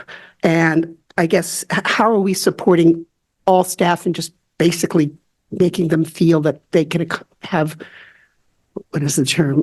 Efficacy, I guess, fancy term for it, that they feel good about where they're going. So, and that, anybody wants to talk about it, what you're doing should probably be extended, because I know some people don't have any idea about pedagogy is when they walk into the classroom. Well, so to speak to the first part, that is, in recognition of that challenge, part of my goal this next year is to really try to make very clear what are the skills, what are the different skills that are required from being an ed tech to being a teacher, really delineate them. There is overlap, but there's also differences, and to try to make it extremely clear for people to be able to self-reflect and get feedback and really identify what are the areas that they need to develop competency in and that they'll be expected to have when they're in the teaching role. Because I think you're right that that prior to being in that role, even if you've worked in school as an ed tech, there's things that are invisible. And so that is a barrier that we can remove. And then the second piece, I'll say that with my colleague, Beth Linovich, who supports the new teacher induction process, we revised this past summer the mentoring in response to some of the realities that we have, knowing that we have more new teachers being hired each of the past years than ever before, knowing that more of those teachers are coming into teaching from a non-traditional pathway, so either career changes or taught previously in another country or another state. And then also knowing that people are experiencing isolation. We know that from our BIPOC staff members, and by centering that experience, we can really benefit all new teachers and try to focus on how do we create belonging. So the new model creates cohorts of new teachers, small cohorts of up to 3 teachers who meet together multiple times a month, led by an experienced, strong teacher. And it's really focused on developing teacher competencies and skills that are across grade and subject area. That's to kind of touch on both the community and belonging piece, as well as the teacher skills piece. And then as a second, in the past, new teachers just had one mentor assigned. So this year, in addition to that mentor that meets with them in a little group, new teachers to the district or teachers in their first or second year here also have a team mentor. And that's somebody on either their grade team or their house team or their department team that's kind of showing them the ropes in terms of how are things done in that department, what's the curriculum, making sure people are included in meetings and gatherings. So again, to make sure that people not just both have what they need to do the job, but also feel connected relationally, because we know that that's a really key part to retention. Absolutely. That sounds great. Don't let that weaken at all anywhere. Because as my experience, it was the key individual or two that walked you through how to do a teacher's absent slip or grade a lab or whatever. So thank you. I guess my other question has to do with college fairs, and it's more you, Barrett, sort of. So thank you, Julia. Well, you can try, Julia. Yeah. He does it too. Yeah. Okay. Well, fine. It was 2 things. One, this is not what you do, but it occurs to me that part of getting people into teaching is to getting them into taking education courses as a possibility. So in the area, I know there are times when I know my former employer had a college fair, which is aimed at juniors and seniors at high school. And so, have people from all over the country, schools coming. But and some of them would have education programs, but the very fact of saying that in a lot of those, they don't push the education program necessarily, but they're there. So if someone were to go into, say, science or go into history, they might also be taking could take some education courses. You do that here in Orono as well, and my alma mater. So I guess my thought is, you might think about that. It's not very far. It's an evening, usually, to find out where, I mean, I know I got something in the blurb about Deering had some kind of a career night, and I shared it over the Facebook just to make sure people knew that was happening. So that was one thought. And the other question is, how much, when we're talking about costs, I know we pay for headhunters, because if instead of having for you to apply to Ed Week, and I get Ed Week. This is my little still connection back to teaching. And they had the job. And I said, whoa, any jobs in Maine? And then any jobs in Portland? There they were, 4 special ed ones. But it was done through another company. Is that financially efficient? You know, those things are funny.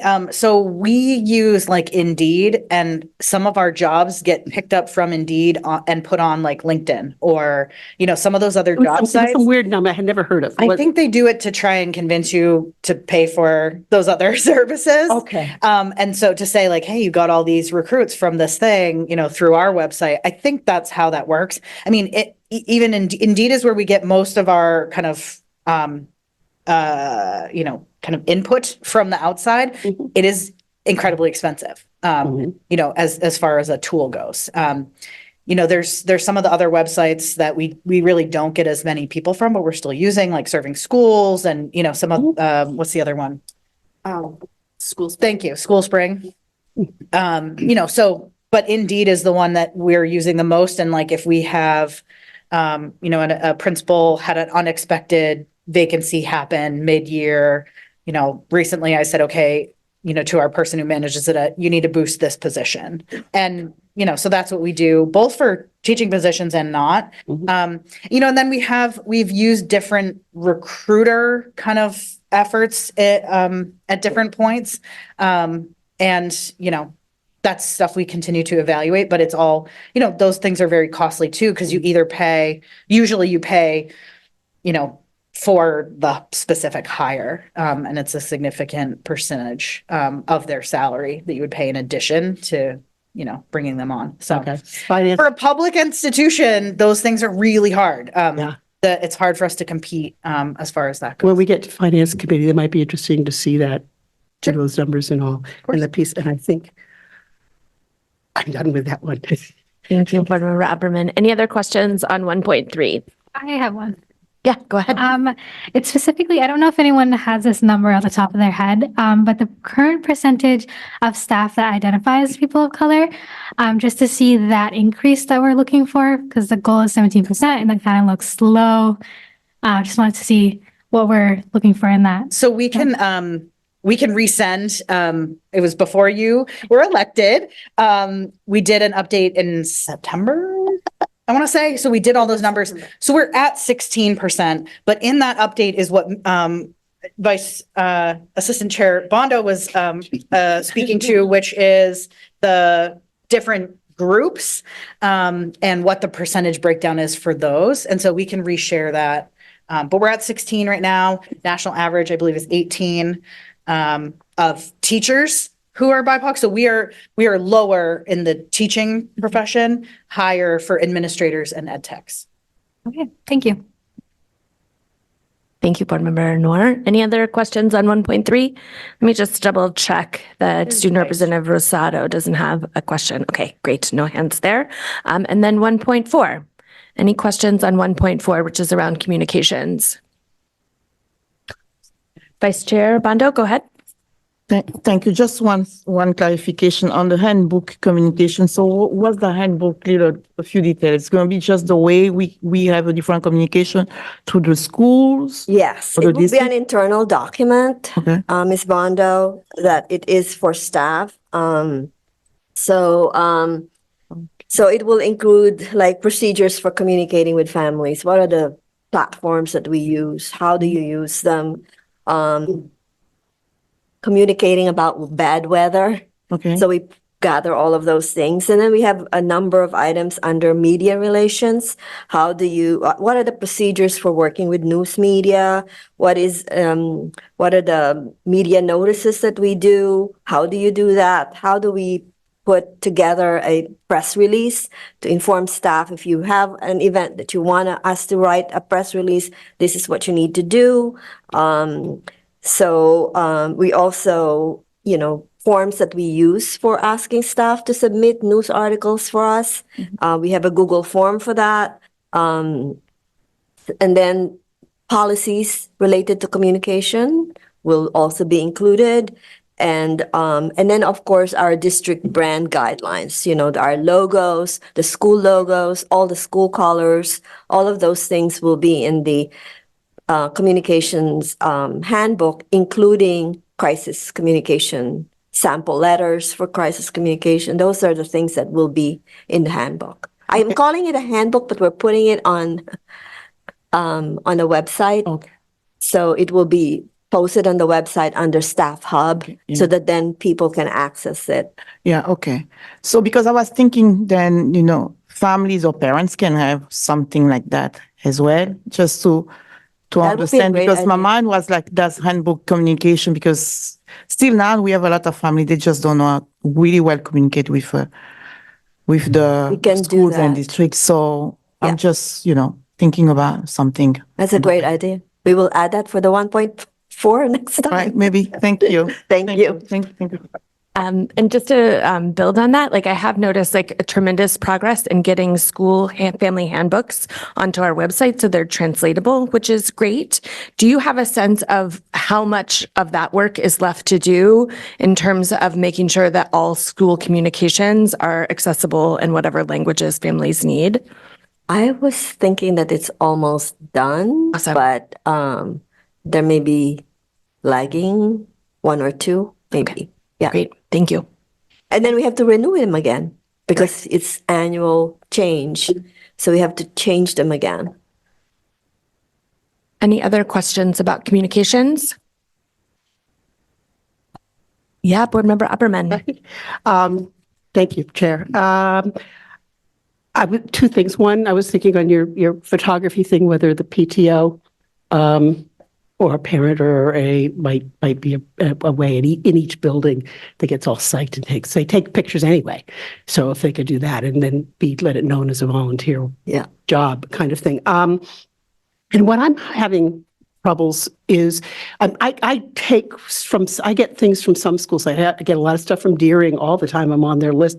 I don't get things from other schools, and I get things from the district because I'm on their Facebook pages, and I bounce those back out. And also there's two things on that. You share them in your Facebook pages. I have a couple of Facebook pages, and I put them out, and then I get people that don't have kids and things like that find out about these things. So that's really, I think, important. What I worry about is I don't have a multilingual link on my Facebook page. So, most of the people who are probably in my district are not multilingual. They might be, but I don't know.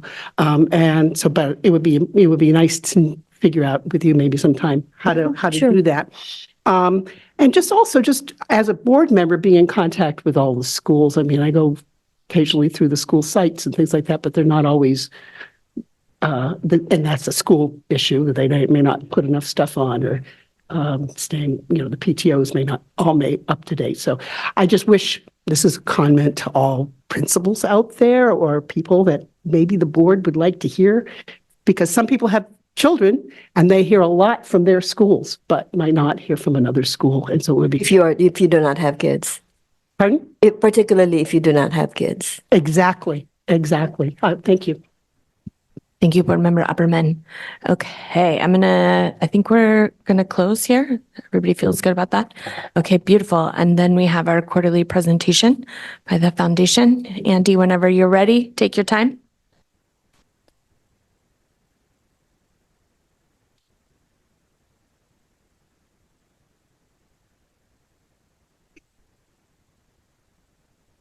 Hey, y'all. Nice to see you. So I want to start just by saying that I was asked this after the last meeting informally that these are the quarterly reports. They're not officially quarters of the year. They're just 4-time-a-year reports. So just to put that on the table, this is not actually our second quarter. It's just the second report of the school year. So Erin, if you don't mind moving ahead.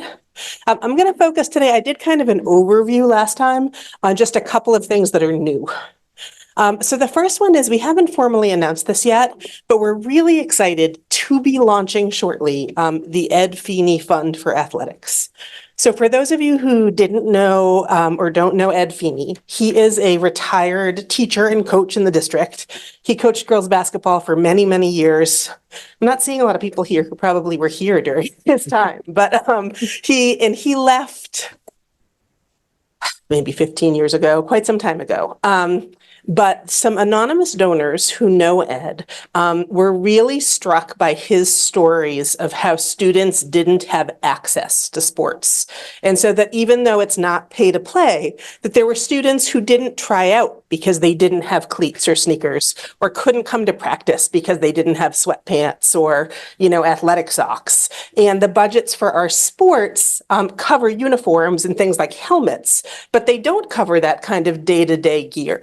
So this fund was created specifically to remove barriers to access to school-based sports, which is really exciting. And the donors who created it have pledged $50,000 as a matching pledge. So the hope is that we'll raise $100,000 by the end of this year. And we're working with athletic directors Michael Daly and Lance Johnson to kind of figure out how to administer this. But we should be announcing it publicly by the end of this month. So that is an exciting new thing happening with the foundation. Next. Another piece is scholarships. So the Peter Ribbon Scholarship is just an example because I happen to have that flyer. But we have for the last several years managed a handful of annual scholarships. But as we've started talking to the high schools about that management, it became clear to us that the schools manage many of their own scholarships. And that varies. Portland High manages well over 100 scholarships per year. Deering is somewhere in the range of about 40 scholarships for their graduates per year. And Casco Bay is under 10. So first of all, that feels a little bit like an equity issue. But second of all, it's a lot of logistical work for the principals, guidance counselors, and administrative assistants in those schools to actually track and manage those funds. So as we started to have, this started with a conversation with Sheila Jepson, but as we started to have this conversation, we realized if the foundation took over managing those, there would be a lot of benefits. One is that we would reduce the workload of our principals, guidance counselors, and school secretaries. Like that kind of logistical work of managing funds, like we're meant to do that, and they have other things that they should be doing. So that felt really important. But then it also felt like a chance for us to publicize this and garner support so that the public could see the list of scholarships and contribute to existing scholarship funds and or have an easy process to create new scholarship funds. So in combination with our outreach to alumni, we're hoping this spring, maybe around March, to send an email out to the 20,000 alumni emails we have in our regular mailing list, kind of like publicizing this new system in our scholarship website, where people can look by school and see the existing scholarships and just make a donation to one of them, or reach out and meet with us to create a new scholarship. So we're hopeful that this will be a way to support more of our graduating students. It's a pretty big logistical undertaking. So we're right now kind of figuring out the back end of how to do it and creating the text for the web page and then physically designing and creating the web page. But it's a major piece of our efforts and our work this winter that I thought I would share. Next. And then I think every time I've been here for the last year or so, talked about Portland Public Schools alumni and friends. But what's amazing is now that we have Margot Maller on board, who's our development and alumni relations staff person, she is able to really focus on this. And she has set up a calendar that she's putting out one alumni profile every week. So that means that Portland High gets one every 3 weeks, Deering every 3 weeks, and Casco Bay every 3 weeks as well. So those are all available on the Portland Public Schools, that portlandmainalumni.org website. If you haven't checked it out yet, please do. You don't have to be an alum to register for the directory or get those emails. That's why we called it Alumni and Friends, so that other folks who care about the Portland Public Schools could sign up. It's free to sign up. So I encourage you all, like the people listening now, if you haven't done that, please do. And those are just a couple of examples. We've recently profiled Liz Landry, and Halima Noor, who's someone many of you know. And I think the one coming out soon is another familiar face to many of you. We'll have a Sarah Thompson profile shortly. So they're exciting in their range. We're trying to have a mix of folks who graduated recently and folks who graduated 40 years ago, and a range of experiences, professional experiences, race, gender, and so on. But we're just getting started.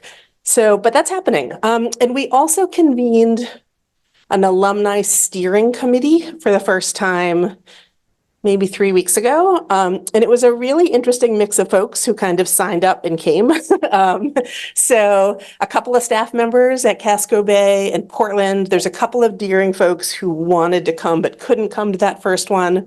And then some alumni as well. And we have alums from each of the 3 schools who are participating in that, and they're starting to plan some potential kind of casual events for alumni together that will just be put out by email and on the website and social media.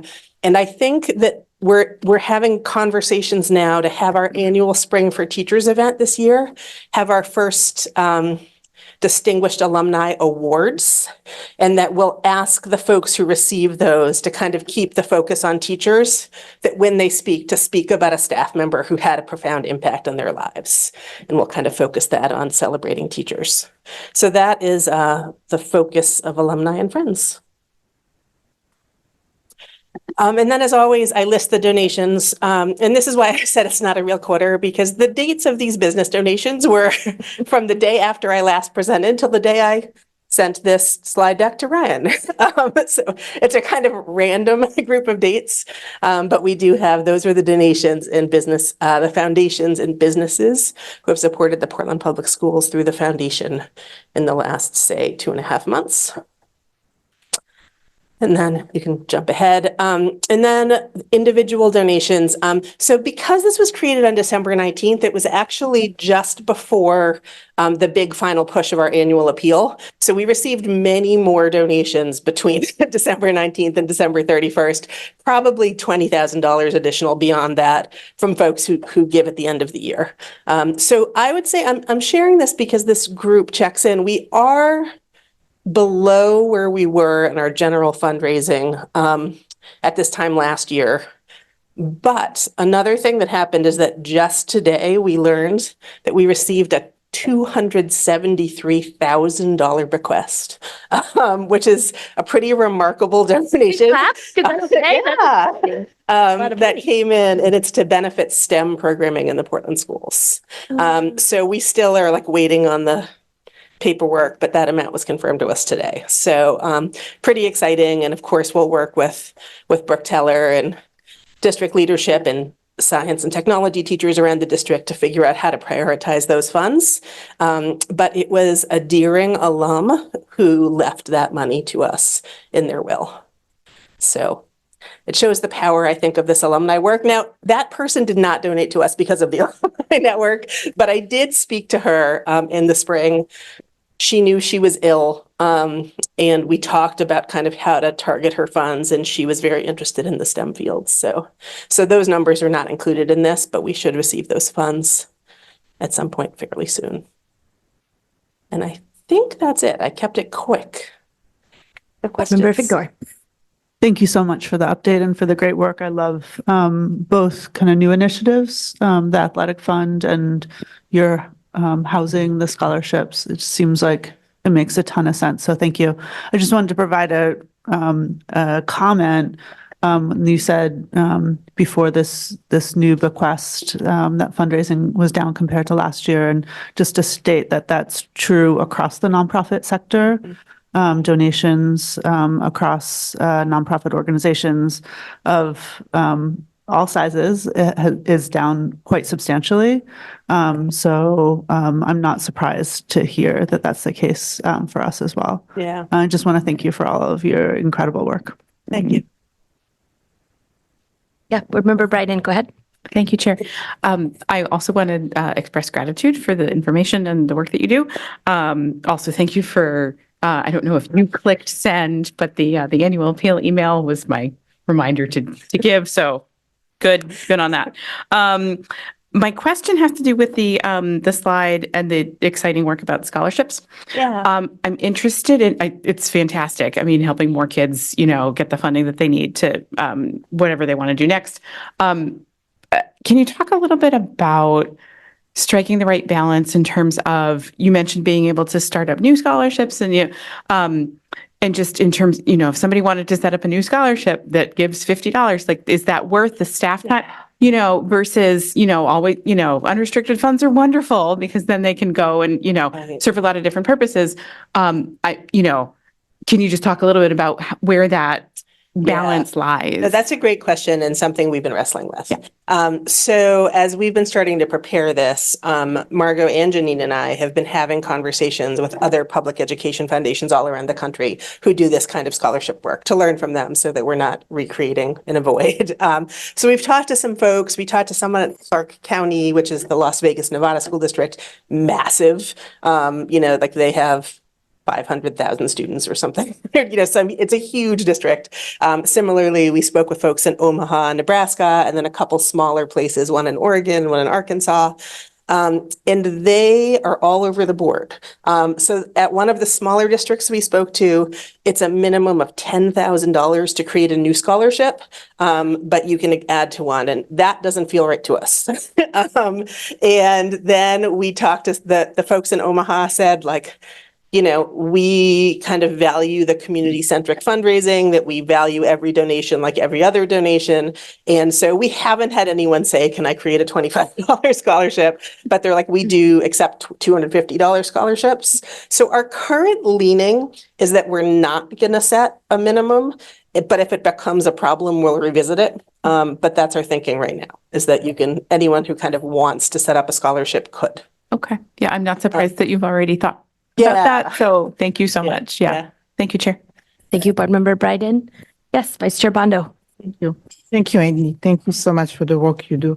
I know you didn't have anything on that report, but I'm so curious about the family crisis report that you have. And I all the time think about it because I look at the season right now. I mean, I just wonder if you may have something about on the top of your head, maybe just see what's the higher request around families is about what food, about rent, and anything around, just a little details.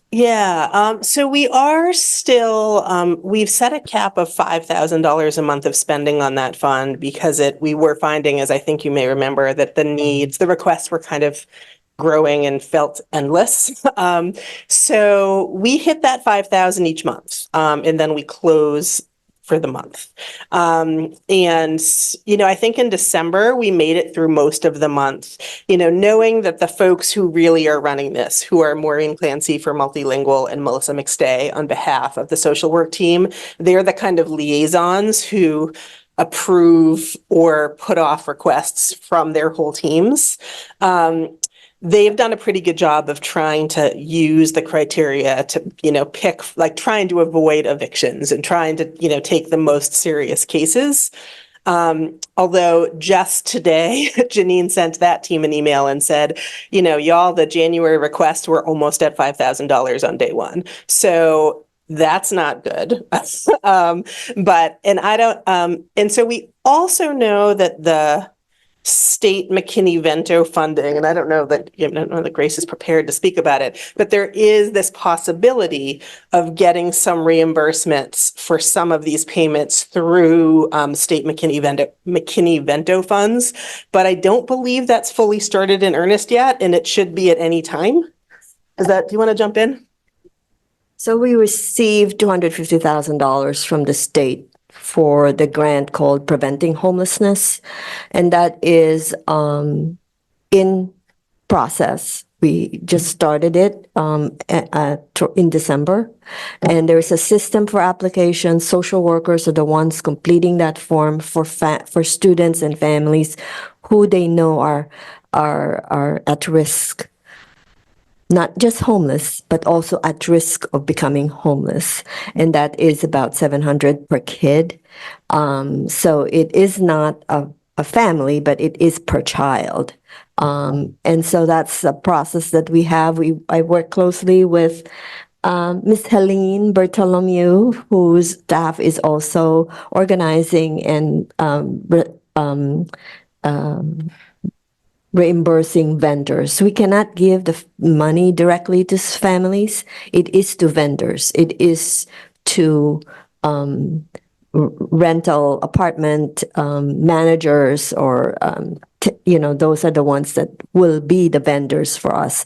It also allows for utility payment. So those are the things that we can reimburse. So we just started and it's going on, and that will help with our funds with the foundation. And the other thing that I want to note is that the requests have been high because families are now finding housing. And so the money that we have are being used for deposit, security deposit. So this is one of the things that's a good news that we have right now. And they're finding housing in Portland. Yeah. All right. Thanks, Grace. And our team did meet with Priscilla Bittencourt as well about this. And our hope is that any family that qualifies through the State McKinney Venter program, we would direct them there first and then only come to the Foundation's Families in Crisis program if that's not possible. So but the criteria is pretty similar. Right. But once in a while, there is something that's we also don't pay money directly to families. We pay creditors or vendors. But we do sometimes have a case where someone needs the money today. Like, they just talked to their social worker and, they've talked to the electric company so many times and they can't delay it anymore and their power will be shut off tonight at 6 if they don't bring the check over in person. So and we can write those checks today because we're a small operation. So some of those kinds of things will come to us if they're really too quick to go through that program. But otherwise, the hope is that they'll go through that first and that this might be the first month we start to see that impacting our program. Okay. Thank you so much. Those are great news. This is great. So we can keep our families in our school system. So I'm glad to hear that. Thank you. Yeah. Thank you, Andy. Yep. Thank you, Chair. Any other questions? Board Member Opperman? Thank you, Chair. Thank you for your excellent work. Appreciate all of it. I had a couple questions, or one thought and then a couple question. The thought was you're publishing the list to alums of all the different, I didn't know whether it was, though they're associated with different schools, if it was out a bit more public, because sometimes in guidance council situations, the kids ignore it. They don't, they have to go through a list of it. And then maybe a parent is out there saying, this fits you, apply for it, kind of thing. And so just a thought, however you manage it. No, I'm glad you mentioned that because I didn't quite clarify this. Our webpage will not be student facing. So we are not going to be directly involved. There are not going to be applications for students. As right now, each of the 3 high schools has a scholarship committee. And for most of the scholarships they give out, there are not applications. There are some exceptions to that, but mostly the committee just taps students that they think would be fitting based on the criteria. And that will still be the case. So while it will be a public webpage, students can certainly look at it. A student can't, apply to the Scott Pierce Leadership Award at Casco Bay. That's given to a student by whoever the scholarship committee is here. And we're not going to be involved at the foundation with any of that choosing of any of it. We don't know the kids. There's, all of that. So we'll send it, we'll probably do a press release about it, but we'll send it in our regular newsletter that goes to you all. It doesn't go to the full staff, but we probably put something in, the staff, the family and community bulletin, the Tuesday bulletin newsletter, the Tuesday bulletin, try to spread the word pretty far and wide. Yeah, because they're just sometimes those kids that maybe even the faculty don't know. Yeah. But there are just a lot of them, and sometimes they don't speak up. The question I had is we've mentioned three of the high schools, but not PATHS or PAE? Great question. So we're meeting with PATHS, with Kevin Stilfen and Rebecca Davis tomorrow to talk about should PATHS be included in this. So I didn't want to like presume their inclusion. And we've reached out to Rob Wood at Friends of PAE and Abby and a couple other folks at PAE as well to see if they want to be included in this. And we're kind of we haven't quite figured that out with them. So we're certainly open to including scholarships for all of those schools. They're just not kind of on board yet. So to clarify for everybody that you are managing the back room stuff to make sure things are And we're going out. totally willing to You are not doing any kind of giving of those scholarships. Correct. And so we've also laid out kind of our roles and responsibilities document that's like the foundation will, bullet, like the high school will. And it's not, we don't think we need to do it as a formal MOU. And it's really just guidance, but just so that it's very clear to everyone involved. And as we're formalizing this more, one of the changes we're looking to make is instead of writing checks directly to students, probably for any check that's $250 or more, we're going to send the check directly to the institution of higher ed. Because as we're kind of cultivating donors, the risk of a student not matriculating and then using those funds for something else, if it was in fact a scholarship for the intent of going to college, we don't feel like we are willing to do that. So we'll end up having to have the students verify their enrollment and give us their student ID number at their higher ed institution, and then we'll send the checks to them. Board Member Victor, then back to Board Member. I'm sorry if you said this already and I missed it, but are you able to do anything to address the discrepancy in terms of the number of scholarships across the three high schools? We're hoping to do that with time, and that kind of publicizing this will be a good step towards that. We, for instance, there is a new scholarship that's advancing the arts. It was started last year and it was started for Portland High School. And I ended up meeting with the donors over the summer, and they didn't even really realize when they gave to Portland High School that wasn't the high school in Portland. Like they didn't know that there were other schools. And so when they were talking about growing the fund, I said, well, it would be really wonderful if we could give one award to a graduate from each of our three, diploma granting high schools. And they were like, yeah, that's what we should do. And so I think, it's one step at a time. We don't have a strategic, cross the board plan, but so they ended up leaving that meeting, writing a check for $10,000 so that we had 3 years of funds for Deering and Casco to be included. Most meetings don't go quite that well. But Andy is very good. Yeah. Okay, thank you. And Board Member Upperman. Yes, it's a question, and I don't think it's so much for you, but do we have any kind of funding for students to apply to college? That can be very expensive, just sending an application in, and it's not like it used to be in the old days where it's $10. It's much, much more. So I don't know if we have such a thing, and if we don't, it'd be interesting to waivers. I think that most of those fees can be waived. I think that there's a place on just knowing as a parent of a student in college right now that you can check like, I can't afford to pay this fee, and that you don't have to, is my understanding. Board Member Noor? Also, during high school, I don't remember the app they used. I think it was the Common App, but I think 10 applications are free, and then any more than that are like a fee. Exactly. Yep. Beautiful. Well, thank you. As always, I don't think I see any more questions. Let me just double check Zoom real quick.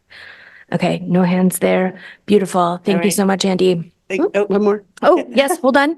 Board Member Ali? Yes, thank you. I just had a quick question. Let's say a student wanted to use like the funds for a scholarship to go visit a college.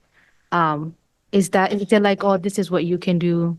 Yeah, we're not set up for that now. I mean, I do love that idea, but right now all of the funds are kind of donor directed, like for a student who is an athlete scholar with financial need, or a first generation college student who's interested in STEM, and so we don't have general funds at this time. Maybe that's something we could do someday, but it's not something we have now, unfortunately. All right. Thank you. Thank you. And so next, we're going to move on to the report of the secretary, which is just approving some minutes. So we have up tonight consideration and action to approve the meeting minutes of December 19th, 2023. Are there any corrections to those minutes? Okay, I see no correction, so the minutes are going to be approved as distributed. And then we have consent items. Deputy Superintendent Townsend? Yes, under Board Policy KCD, the school board accepts by unanimous consent contributions made to the school district of durable goods of significant value and of symbolic importance. As required by policy, all of the donations are listed in the board memo by name and donation accompanying this item.